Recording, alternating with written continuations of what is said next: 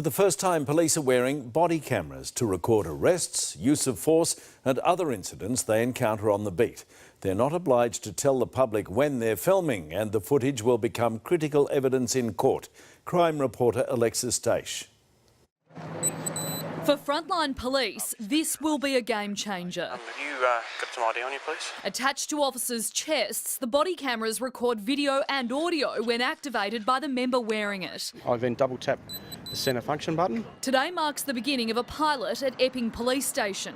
Next week, Ballarat officers will also start trialling cameras before they're deployed statewide. By the end of 2019, we're very hopeful that we'll have all 11,000 of them rolled out across the state. Police aren't obliged to tell members of the public when they're recording, but a red light flashes when it's on. All footage that's captured will be downloaded at the end of the day when the members return to their police station, and it's stored for 90 days. Cameras will likely record arrests, the use of force, issuing infringements, collecting evidence, conducting vehicle stops, undertaking drug and alcohol tests, and when taking statements. In Queensland, a man was charged after a body camera captured the moments he allegedly ran down a policeman.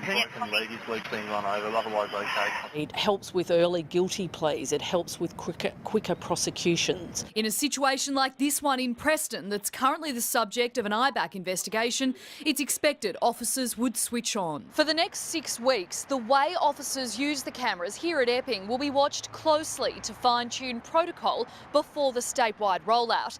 And even though this period is considered a trial, any footage police capture from now onwards can be used as evidence in court. Within seconds, a situation can go from a normal conversation like this into one where you're fighting for your life. There has to be some common sense applied in the use of this technology. Alexis Daish, 9 News.